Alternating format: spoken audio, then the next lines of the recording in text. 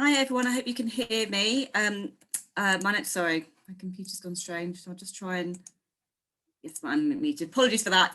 I couldn't tell if I was unmuted or not. Hi everybody, welcome to this Museums Association Coronavirus Conversations webinar.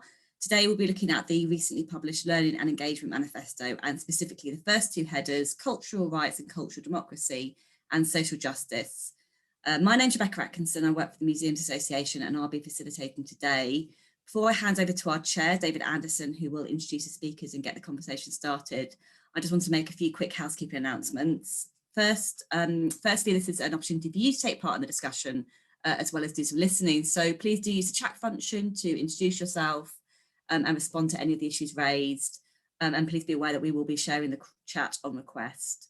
If you have a question that you'd like to put to the panelists, then please put this in the Q&A. And it'd be great if people could do this throughout the conversation so that there's questions ready. They're ready for when we're ready to go to them.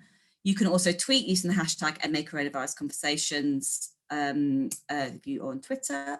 We won't be locking the webinar today, so if you need to leave or your internet drops out, you can rejoin again. And we will also be recording, so it will be available on the MA website as soon as possible. Finally, as always, please bear with us. Are there any technical problems during the webinar? And feel free to send me a private chat message if you have any questions or any troubles. Right, I'm going to hand over to David now to get started. If David and the rest of our speakers want to turn their cameras and mics on, I will disappear until requested to come back.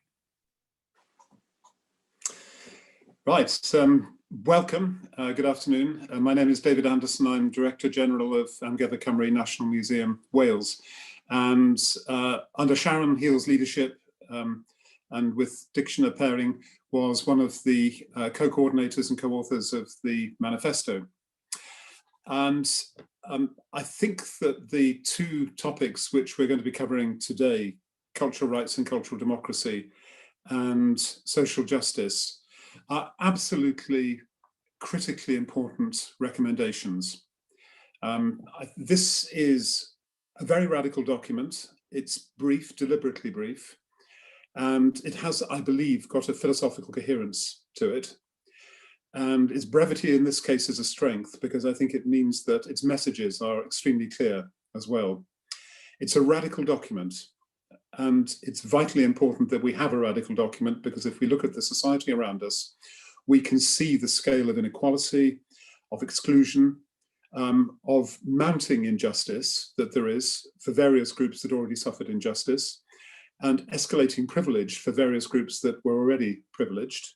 We are in a society that's badly divided, in a political entity, the United Kingdom, that is increasingly divided as well, and with a large number of people who are suffering greatly at the moment from COVID, but also from those other factors which affect their lives.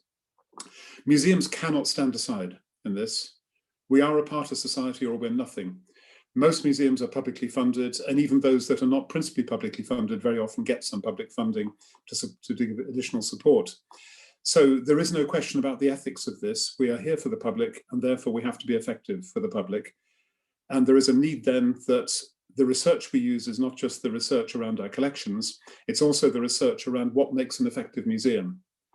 And that need makes us ask very hard questions of ourselves, because very often museums are not particularly effective at achieving the kind of goals that this manifesto defines. So, social justice, I would argue, is our purpose, and cultural rights and cultural democracy are the way we must work. And if I were to be provocative and define museums, I would abandon the definitions we've got now and turn instead to one that a museum is social justice achieved through cultural participation. Simple, to the point, purposeful. You can do it through buildings, you can do it through collections in buildings, but you can also do it in communities. You can do it with collections that are not belonging to museums, the everyday objects of our lives. One can do it online, you can do it physically, face-to-face, or by other means. The key point is the purpose, not the mechanism. We've been far too diverted by the mechanism and not enough focused on the purpose. And I would just want to finish this introduction by saying that funding is never easy to get, but for museums that make a long-term commitment to social justice and to participation and cultural democracy, there are funders out there who want to see the real thing, not the add-on sticking plaster onto an institution which is fundamentally unjust, but an organization that is trying to become just. And so, although it should not be the reason why we do what we do, doing this work around cultural rights and around social justice does not necessarily mean one excludes oneself from funding streams. I think the opposite in the long term can be true. So, having begun our seminar, then our webinar like this, I would like to invite the panelists each to consider the first question. And this is, do we really need the manifesto? And I'd like to start with Claire, if I might, and then Kath, and then John. So Claire, do we need a manifesto? Thanks, David, and thanks for the provocation. I like the new definition of museums. I would say yes, we do need a manifesto. We need it written, we need it agreed, and we need it public. And they're the points behind having a manifesto. It helps just really be clear about your ambition, because without that, you can deviate off. I think it needs to be a manifesto for your organisation, but equally that public declaration for the communities that we're here for, because without that, they will be doubting or mistrusting the purpose. And do we really understand what we talk about when we talk about social justice? Everyone has a different definition.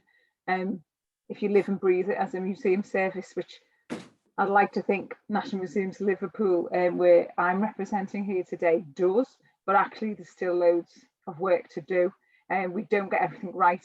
And having that manifesto and having those points and having the point to the points, excuse the pun, it just really helps crystallise your goals, because without that, there's so much happening, and particularly now in lockdown, it's so easy to be distracted or lose purpose, or even lose the realisation that you're making a difference as an organisation. I think having that manifesto just roots you and brings you back down to why we're doing what we're doing in incredibly difficult circumstances, and the communities we're working with are in equally or more difficult circumstances. So it's I would say yes, you do need a manifesto, and this one is a good one. Kath, can I ask you? Diolch, David. Yes, I would agree with Claire. We do need a manifesto. We need a manifesto for clarity of purpose, and we need a manifesto as a means of mobilising around the common purpose. And if we think about the tradition of radicalism and activism, I mean, a manifesto was central to the Chartist movement, was central to the suffragette movement. And if it's good enough for them, I think it should be good enough for us. But I want to present a counter view of what it means if you don't have a manifesto. And I was struck by a couple of weeks ago when I was reading the view of Timothy Snyder, who's the professor of history at Yale, when he was reflecting on the behaviour of the crowd that took over the Capitol building. And he writes, "It's hard to think of a comparable insurrectionary movement that involved so much milling about." And milling about is exactly what we as a sector cannot do at this point. We just can't afford to do that. We need to be absolutely clear about our role and how we serve society. And in my view, I think a manifesto helps us achieve that. Yes, I think maybe as we move forward, that manifesto may need to flex and it may need to change, because we know how quickly events are moving at the moment. But I think having that bold statement of intent, there's an honesty and an integrity to that. And picking up on your point, David, about funding, I think having that statement there, being clear on that, does actually work in terms of that clarity of purpose and bringing the politicians on board. So it's a big yes from me. Thank you. And John? It's also a yes from me. I think it's a really good structure to hold us accountable. I think whether or not people want to be held accountable is a different conversation, but to be held accountable, I think, is crucial in dispelling the myth that we are, by proxy of the collections or the buildings that we represent, trustworthy. And I think that needs to be interrogated quite hard. I think trust is not implicit either in our practice, in what we do, or how we go about that. And our values are not presumed, they're not universal in some cases. I think what we need to do is have a manifesto out there that people can use as a vehicle towards holding us accountable, and indeed holding ourselves and each other accountable. I think the other good thing about a manifesto is that it's not time specific. I think for a number of historical wrongs and social injustices that have been perpetuated by our sector in the past, there is no, just because it's in the past does not mean it can't affect us now, and there is no emotional distance from those actions. They continue to impact us now and will do in the future. Therefore, the manifesto is also a really good measure of how we're tackling our own institutional histories, as opposed to just to reacting to what's going on right now. Okay. Can I do a follow-up question to you then? Do they really have an impact? I mean, the rationale for a manifesto, if I may say, I think you've all articulated extremely well. But you could argue that history is littered with documents that have been prepared by passionate people, which have not necessarily achieved the change which their authors would have wished. Do you have any confidence that that this manifesto can be different? And if so, how?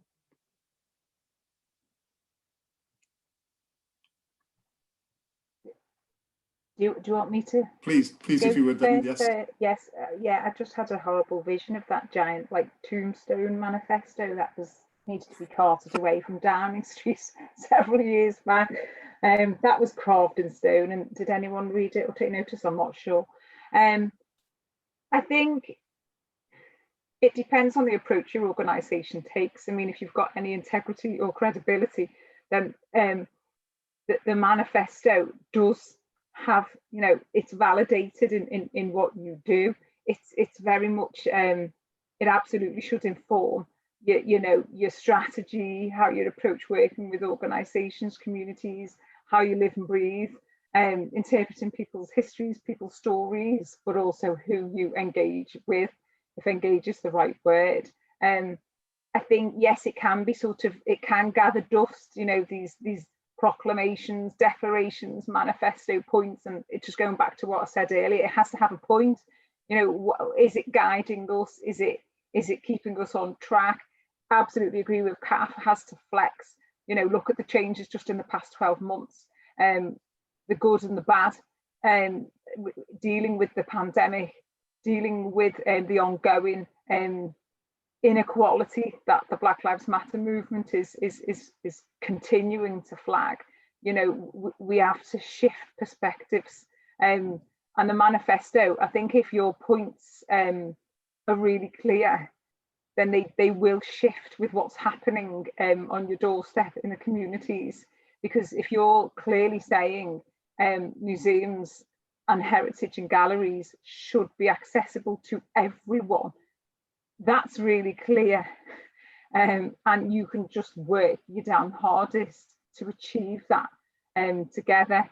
But if you didn't have that manifesto to remind yourself and remind you as an individual professional, but remind the organisation why you're there fundamentally and purpose, I think it is a live document, and it resonates for you as an organisation. So yeah, I think it's up to how you use it and the people around you in terms of whether they believe it and want to stand for it, would be my view. I don't know if John or Kath have other opinions. I think what's so good about this particular manifesto, it's short, it's got, you know, 8 points, I think, in it. It's really well expressed. So in terms of the relatability of the document and the usability of the document, I think it starts in a really good place. But then going back, it is up to us to ensure that it doesn't become one of those dusty ones that languishes on the shelf, that there is a responsibility for us to deliver and to really take it forward. And if there are discussions about whether it's the right one, let's have those open discussions, let's talk about it. But there is a responsibility on us. I agree. I think access is another key element to this as well, in that this wasn't published, for example, in the 1950s or 1960s. It's not an academic paper, and there isn't a level of enhanced privilege by which you can get hold of this. I think it comes down to access based on digital poverty, whether or not you can log on to see this as it exists online at the moment. And I think the proliferation of how quickly this can move on social media and exist in virtual spheres that don't rely on travel and they don't rely on physical proximity or privileged access to institutions means that this can move very quickly, and in turn criticism, changing course or new opportunity can be applied really quickly. Yeah. What about the democratic elements of this? I mean, we've talked a little bit about the social justice and the need for that, but museums haven't until recently really, to my understanding anyway, brought the words culture and democracy together very much in our everyday discussion and our everyday practice. Do you think that's a concept, cultural democracy, and come to that, cultural rights? Are these concepts that actually will land in the sector? And how easy is it in practice to apply them? Do they have leverage? I don't know who wants to start on that. I think where we are now, we're all learning. And we're at a point, I think, given this last year, that maybe some of the partners that we're working at wouldn't necessarily use that lexicon, but we are learning together in terms of delivery. And that cultural democracy, in many cases, maybe not enough, has now become embedded in the way that we work. And COVID has accelerated that agenda because we've had to respond. But I think perhaps some people are a little bit nervous of what that actually means in practice, even though they're probably delivering it as well. So I think there needs to be some kind of demythologizing or you know, for people not to be scared as well to make mistakes. And you know, to be willing to try things, which is so important in this journey. Yeah. Sorry, I was just going to follow on from what Kath was saying about, you know, being able to make mistakes. I mean, that's, you know, it's something we're talking about a lot at National Museums Liverpool. I mean, you know, we've debated, you know, what is a democratic museum? You know, we've hosted a conference just last year in terms of Federation of International Human Rights Museums, and we've discussed at length and how democratic really are we with decision making, with whose stories are represented, is it reflective of society? Big, weighty conversations and discussions. So it's not an easy one to answer, but you know, to be frank, we're trying to listen more and involve a much wider range of people in all aspects of our museum and gallery service, because otherwise, yes, we will still be, there'll be a disconnect, and we can't really claim to be, you know, living and breathing cultural democracy, because actually it still falls through a small non-representative group of people, whether it's people who work within the organisation or, you know, the audiences and communities that we talk and listen to. But there's a long way to go, I would say. I'd absolutely agree. I think the function of social and cultural democracy means that it turns the institution inside out. And I think sometimes that's a very painful process, both in terms of emotional toil for the practitioners. I think it puts a focus on the collections as never before, which needs resourcing and time and support in terms of people's well-being. But I also think it puts a focus in terms of the us and them mentality of the cultural institution and the community that it serves, and that the cultural institution is evolving simultaneously as the culture, and it reflects the culture or sometimes doesn't reflect the culture in terms of its own diversity. And I think it's a very painful conversation for some people when their practice is personal and so much of their heart and mind is invested in access. And to have that critiqued, or for people to express a level of pain and distrust, is really quite wearing and terrifying for some people. Whereas I think reformatting that to be an energizing focus for moving forward and for change, and to invite that into the institution, that the institution loses nothing from cultural democracy, it gains from cultural democracy, I think is really exciting. Thank you all for these responses to the first questions then. We've got now 3 videos, and I should have been a better chair actually and properly introduced the panelists on the way. And so we've got for Claire Benjamin heads up the Learning and Participation team at National Museums Liverpool, driving forward and implementing socially conscious learning and engagement activity. Kath Davies is Director of Collections and Research at Amgueddfa Cymru, National Museum Wales, joining last year from Arts Council's Wales Senior Leadership Team, where she headed up the art funding team. And then John Sleigh is freelance arts educator and learning curator who works with museums across the UK to connect audiences with collections and objects. So in case you were wondering who was answering the questions there, that's the answer. It's called reverse introductions, I think, really. Each of them has very kindly provided a video with examples of practice. So with help from Rebecca, we'll now each see each of these 3 videos in turn.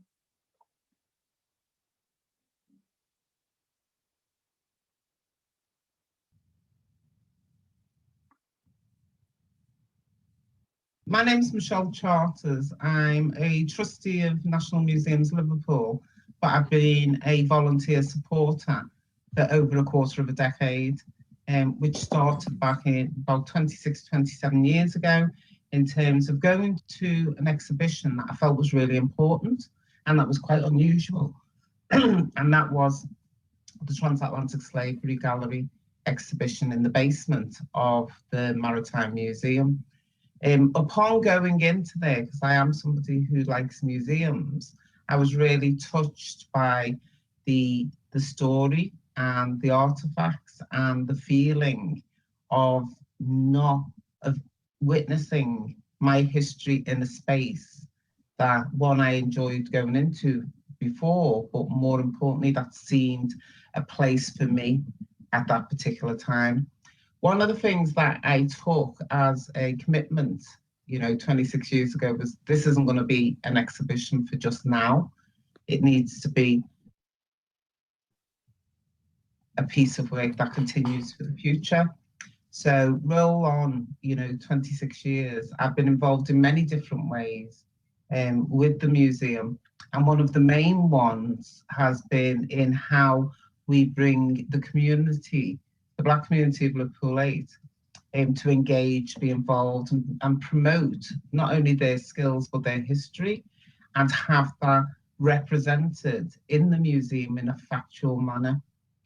We've done this in many ways. One, from 2003, I can give an example where, as a chair of the Liverpool Black History Month group, we looked at a different way in which Black History Month was celebrated and recognised, and started to open barriers that people didn't, go into. And that was bringing it into the mainstream and letting the mainstream understand how Black History Month and why Black History Month was very, very important to the community of Liverpool 8. Liverpool is the historic city which has the most continuous Black presence since the 17th century. We have families in Liverpool that go back generations, and I'm talking 10 generations and more. We have a sense of identity, but not necessarily have we had that sense of opportunity in the public sector or the private sector. So we've always been a strong voluntary sector base, but as a voluntary sector worker who has been a community development and engagement worker for over 40 years, one of the things that I believed was that if the museum is saying they want to do something, and it's not about doing it to the Black community, it's doing it with it. And so my work is very much focused on how we bridge that gap, how we bring the community and the museum together to work in a way that not only supports and promotes the historical context of Black people in Liverpool, but more importantly, really enhances the exhibitions and the stories that the museum can tell. And one of the main things is that museums are the people's museum. You know, whether it's a small private museum or, you know, a public museum, it should always tell the people's stories. And Liverpool has so many diverse groups that all of our stories need to be told.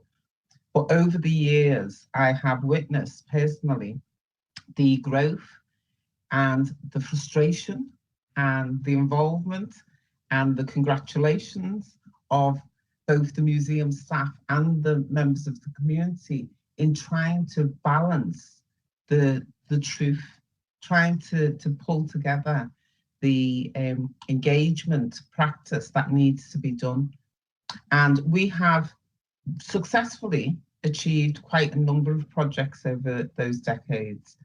We've definitely achieved a lot when you look at how that transatlantic slavery gallery is now the International Slavery Museum and is now takes up a whole floor on the Maritime Museum, and the plans for the future and how that will be presented to the world. But what we needed to do was to make sure that we brought the unique approaches to you know, showcasing and promoting our history and actually uncovering it as well, because there's a lot of hidden history when you look at Black history, and how we can use the resources within the museum to tell that story. But there's other things that I've personally found, and that was one, understanding a museum. You know, you, as a visitor, you walk into its doors and you see its content and you see the professionalism of its staff. But you, as a Black person, walking through those doors, you wonder, how does this all work? And it's not until 2018, when I become a trustee, that I start to really understand the complexity and the many, many teams and the many people that need to tell the story once those doors are opened. So it's been a bit of a learning curve, but it's also been a participation and full participation for me over that you know, quarter of a century. God, that sounds really a long time. But I think there's a lot of work that museums need to do still. I think Liverpool has done a really good job of retaining relationships, promoting opportunities, and just generally getting the hands dirty. My name's... Hello, I'm Dr. Lisa Thomas-Emrys, and I am the lead doctor for Ysbyty'r Seren, which is Cwmtaf Morgannwg Health Board's field hospital for COVID recovering patients. And we are the busiest field hospital in the UK, and we decided to use art as part of our rehabilitation tools. So thank you to Amgueddfa Cymru, because it's been incredibly effective. So as you can see behind me, we've got some art on the walls, and the collection is across the whole field hospital, and the paintings come from various areas around the Cwmtaf Morgannwg catchment area. So the reason why I decided to do this is back at the start of the first wave of coronavirus, one of my patients who was elderly, he was in his late 80s, had been admitted to hospital with COVID, and he actually thought that he was going to die. He didn't think that he was going to recover because of what he'd heard on the media. Hello. So when he came for a consultation with me, he had physically recovered from his coronavirus, but just didn't feel right. He just had completely lost his sense of purpose in life. He didn't really know what to do from now on with his life. So we discussed various things that he could try in order to regain that sense of vitality and sense of living again and sense of enjoyment and purpose. And it was art that he suggested. So he'd always liked painting. So we used art as part of his rehabilitation back to his life. So when I came over to the field hospital here as the lead clinician, what I thought was that there was going to be lots of people in the same boat, having physically recovered, but had lost sense of purpose and sort of that surprise element of actually surviving. So I wanted people to feel like themselves again. So we have used art to not only help people to physically recover. So as you can see, there's quite a big spacing. It's quite a big place. So I'll show you that in a second. So people physically recover by walking to each of the paintings that can be quite far away from their bedside, but also to reconnect with their emotions and memories so they can feel like themselves again. So we've got our arts and health team who have made some workshops to go along with the arts to help reconnect people to their mind, body and spirit. So we feel like art has been incredibly important here, not only in making the place look better and take away from that edge of being inside what is essentially a repurposed factory, but also to help people with their physical, mental and spiritual rehabilitation. So you can see the size of the field hospital. It is huge and it's grey and it's very stark. So having these paintings on the wall really does make a difference. And not only for the patients, but us staff love them too. So it really makes us feel good when we're walking around. So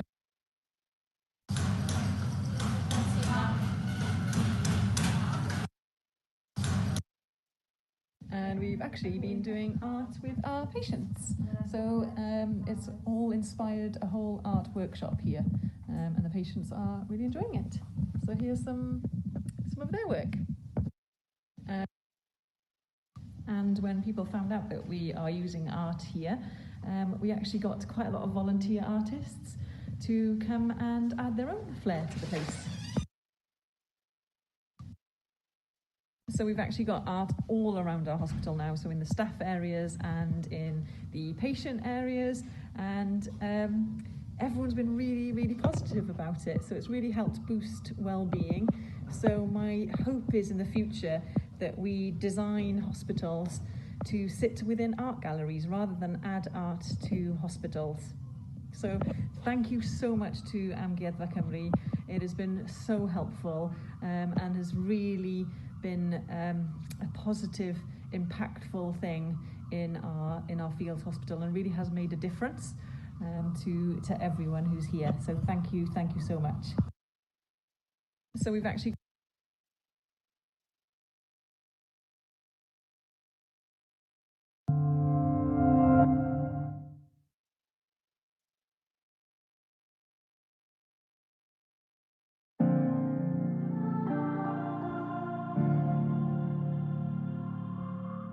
Women Power Protest brings together artworks from the Arts Council collection and Birmingham Museum's collection, as well as 3 local artists across different ages. It starts with work from around the 1940s and brings it right up to the last year and explores the various different ways women have explored the themes we're looking at of hope, dignity and activism, how they've used their own creativity to express their experiences, address social issues and explore their place within the world. When we were building this exhibition, one of the key questions was, how do we as an institution understand the language that we're using? How do we do it responsibly? How do we do it ethically? One of the first people that I reached out to was staff at Shelter, and I said that we are 10 minutes walk from your central location. I know about all the amazing work that you do. Do you know the stories inside of these pieces, and do you know how poignantly they connect with you? Leading up to Women Power Protest exhibition, we had a coffee morning where we used the exercise with the women that were attending, where we asked them for their opinion on what they thought is a woman to fit into the exhibition. A lot of our service users that are single women are homeless through domestic abuse, so they could really relate and be able to talk about what they thought is a woman, but all the trials and tribulations that a woman goes through. We showed our service users the catalogue of the artworks that were being put forward to Women Power Protest, and we asked them for their thoughts on what they think should be in the exhibition. So one of the artworks that was in the catalogue was Plotting Table by Monica too. We looked at this and the relevance of what we do in our coffee mornings. We give these women a safe place to be able to come and talk about their experiences of homelessness and domestic abuse. One of the key themes in Monica Toom's work is grids and maps, and she's interested in these structures and how we as people put them together and create these falsified rules, really, of what divides us and what unites us.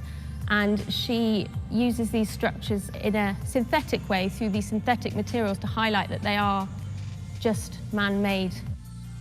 I think the most relevant part of this was that we weren't just women from Birmingham within this, we were women from all around the world. There's a lot of empowerment that goes on with these sessions because we've got different clients that are at a different stage of their recovery where they're able to give other service users a comforting word or a comforting shoulder to lean on. It was really beautiful to build that sense of trust to allow us into safe spaces where we could really explore these ideas and take these pieces to new audiences. This exhibition is really close to my heart. Having been homeless through domestic abuse myself, it's given me a voice too.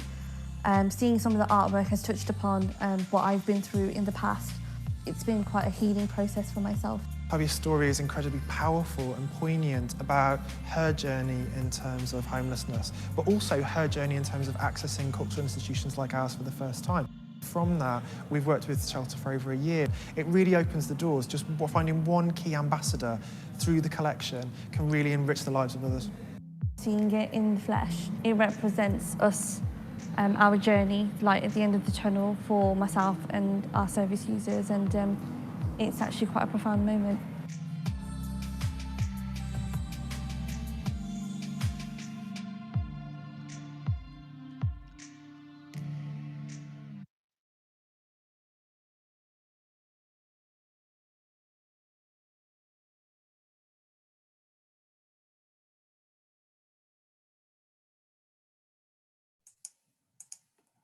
I'll come back on to is David. Have we lost David? Or are you? There we go. I had a panic then you'd gone, David, and I would have to take over. You're muted. We are. Sorry, as Kath knows, this is not an infrequent occurrence, really. If I could hand over then to Rebecca, I mean, just would like to say those are three fantastic videos, and I think that they show the potential of the cultural democratic approach to the work we do. So thank you, John and Kath and Claire, for that. Rebecca, I think you have one or two questions then. We've had a couple of questions in. Please do keep putting them in, guys, because we've got a bit of time now. But there's the first question I think is probably really relevant to a lot of people here, which was, has anyone on the panel ever experienced any pushback on being able to try working on these themes like social justice with audience because of the fear of failure from the institution, and how were you able to ease these fears? I'll just make that an open question. Anyone wants to jump in, go for it. Yeah, I can start. That helps.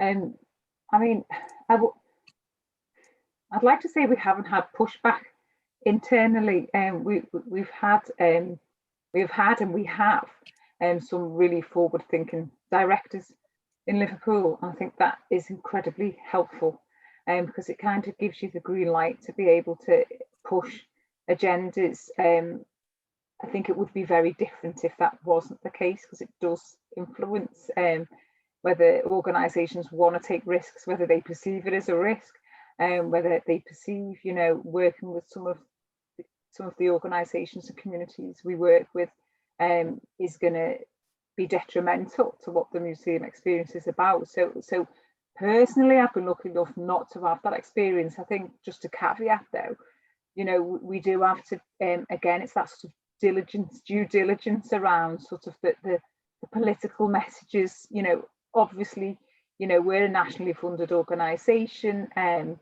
we're within the system. So we do need to be mindful of sort of how we present information, but equally we don't want to censor the voices of the communities that we work with.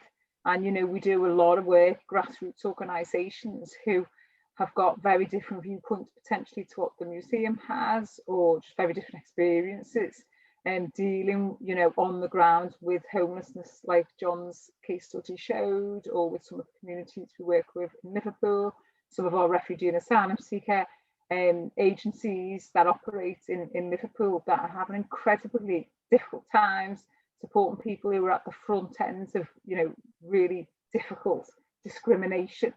And really, you know, how does the museum play a part in that? and that it's probably more a debate that we have internally in terms of, well, how do we keep going with our, you know, income generation aspirations, but equally how do we ensure we absolutely meet our aspirations around being for everyone, despite your situation. So no to push back, but you do have to tread a line, think diplomatically. But that may be too vanilla an answer, David. Not too vanilla, no. But maybe John, have you got a response on that one as well?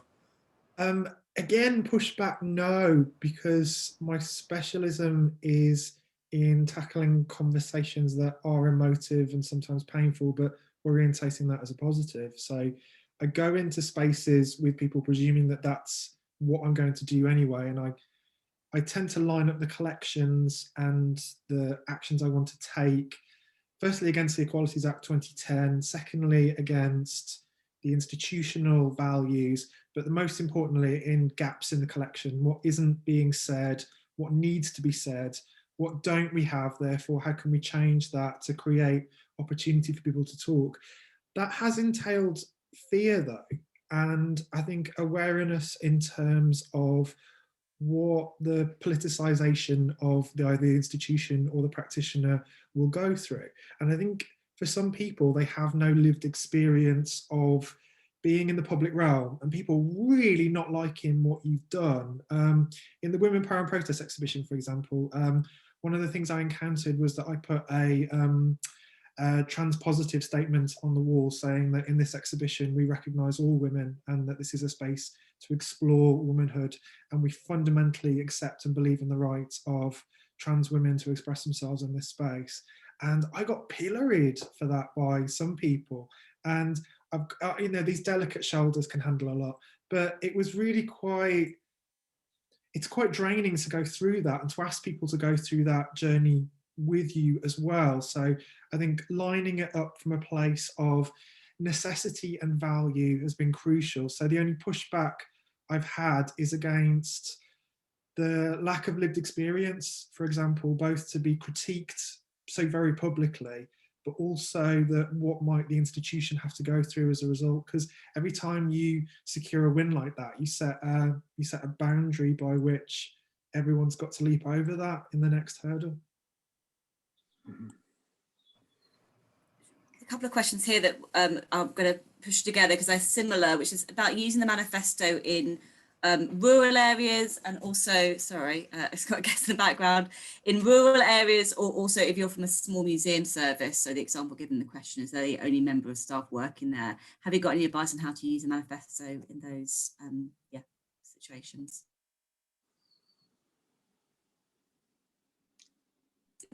I mean, Kath, obviously your collections and museums cover a huge area in Wales. If you found any difference in terms of rural versus urban? I think that's something that we're really actively thinking about at the moment. And obviously, because of the ability that we've had over the last year, as we've moved things into digital and have been able to, every school in Wales has used the teaching on the learning online that we have. So that's one way of getting through. But I think there is a question for us as to how we really do democratise that level of access, because obviously as a national museum, we've got 7 sites. They're not all readily accessible for the whole of Wales. And I think that's a real challenge for us as to how we really engage with communities within rural areas so that they feel that they have that same level of accessibility and don't just feel that everything is, either based in Cardiff. So that is something that I think is an active area of exploration. We don't have the answers.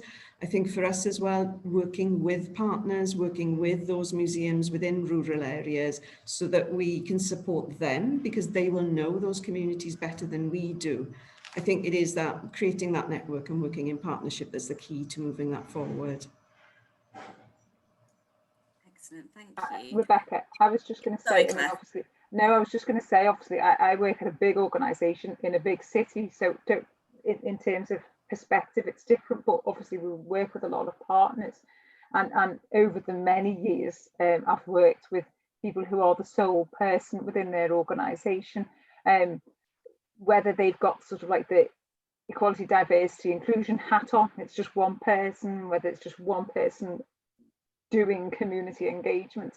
And I think what they have felt works best is when they can sort of internally make everyone accountable across the department, so that education internally in the organisation about what social inclusion is, what do you understand by social justice, what's the internal training and development mechanisms, how can all of the departments, even if they consist of just one person, because you're doing multiple jobs in that smaller organisation, it's not necessarily cut and dried, is it, to teams, but how do they see and start to really place value on the wonderful benefits that working with many different people brings to the organisation. It's a massive education internally, but equally it is within a large organisation. You know, just because your whole organisation's mission and strategic objectives is around being socially inclusive, it doesn't mean that everyone who works for you understands that or actually even believes in it. So it's fully understand it's coming at it very differently if you feel like you're the person waving the banner each and every day, and equally having to be the voice externally for the museum. Incredibly difficult.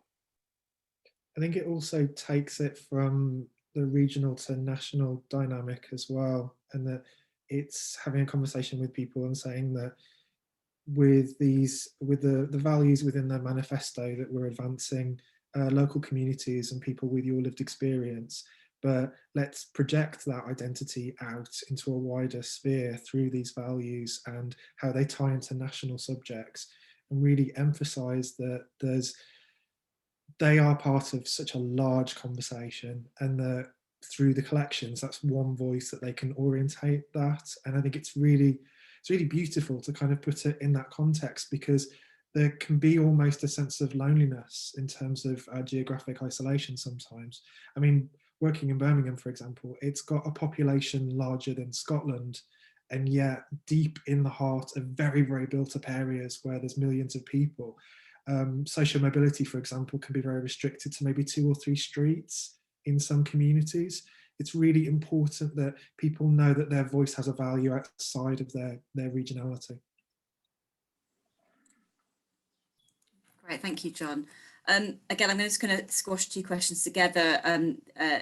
Different, but saying the idea was, someone's asked, where do you start with this sort of work? But someone else has asked, how do you build relationships with communities that might have a level of distrust or apathy towards your organisation? And I think possibly they come at the same time for museums. Has anyone sort of experienced the latter, that sense of distrust? Yes. John, I know you just put your hand up as well, sorry. All the time. It's not, oh, we've achieved and built trust and fantastic, on to the next.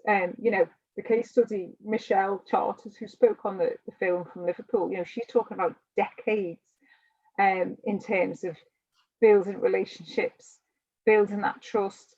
And it doesn't necessarily have to take decades, I caveat that, but actually that's the reality. And that's sort of dropping in and out. People know when you're being tokenistic, it's obvious. But for someone like Michelle, she's actually an advocate now for the museum within many of the communities that she's involved in and represents. So in a sense, that's more powerful than, museum community engagement works, for example, sharing the message of what the museum's about, because Michelle will do that. Equally, just building that bank of advocates is that's where I would start, and that's where I started many years ago, in terms of sometimes that, as we probably all know, that external voice often carries more weight than what you are saying internally to try and drive change. And as that gathers momentum, and just as you do more listening, and as you get out there and connect with networks, organisations, forums, and listen, and that, you know, and genuinely try and turn that into action within your organisation once you've gathered that sense. Or, you know, I think that's the way to do it.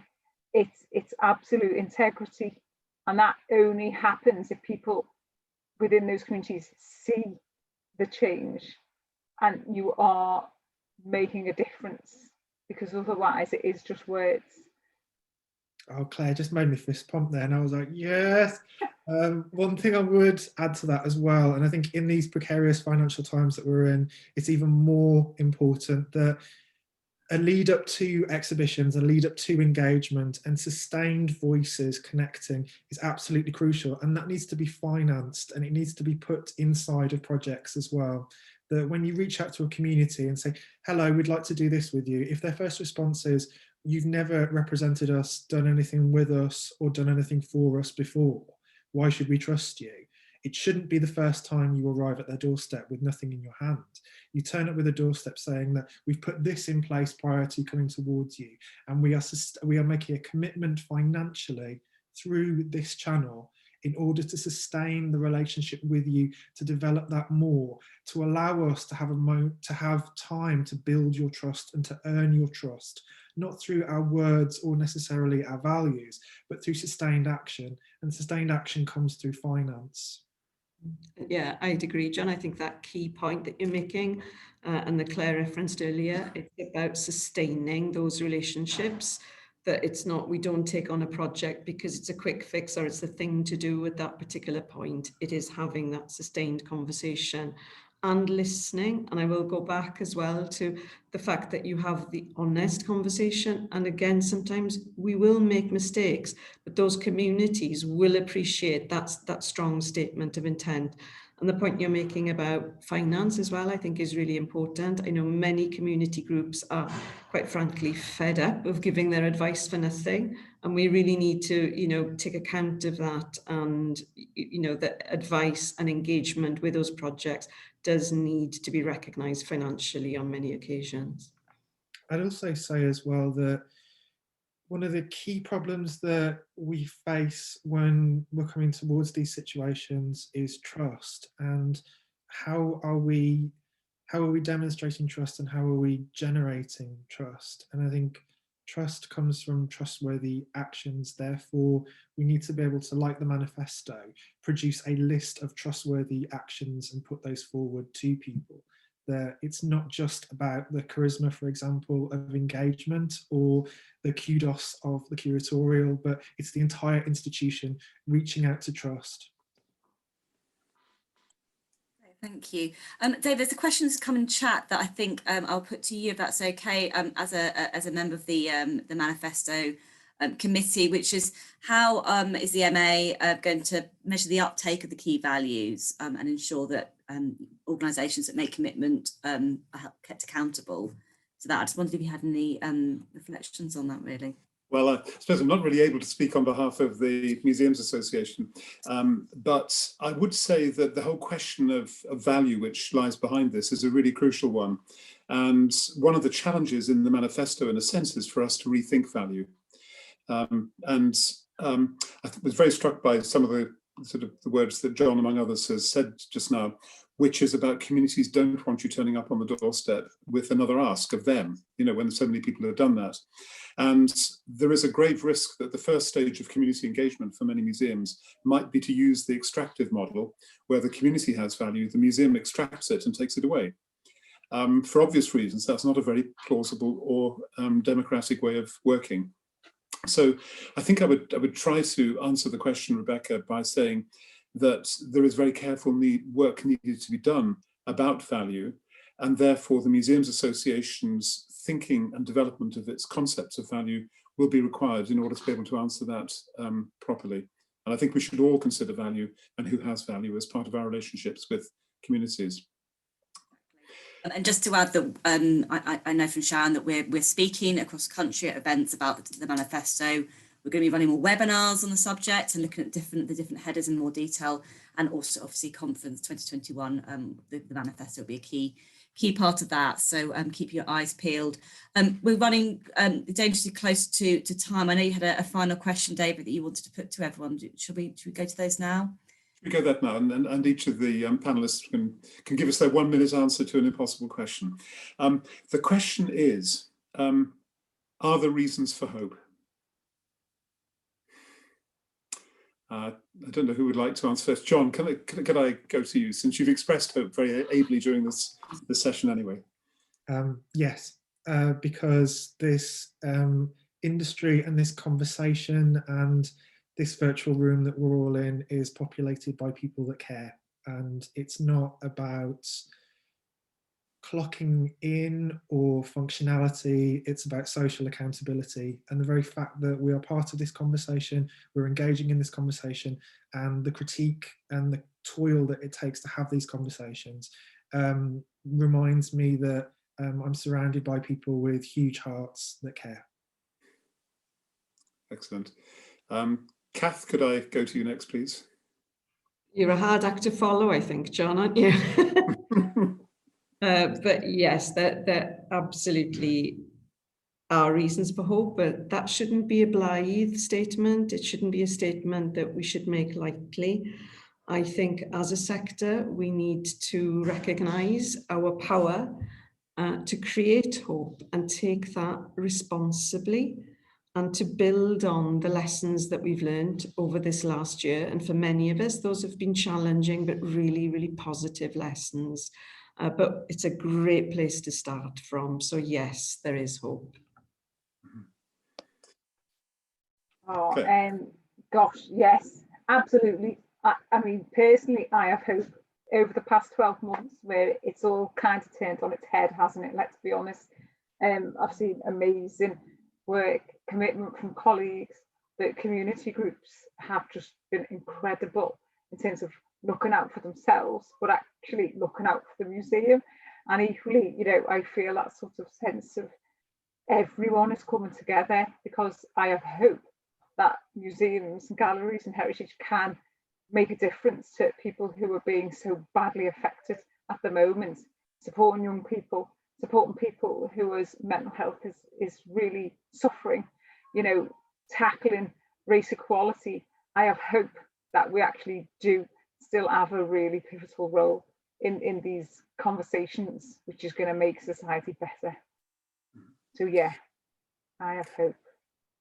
And could I add perhaps a couple of other thoughts on this as well, which is that I think the manifesto is not just for institutions, although of course it absolutely is designed to be used by institutions.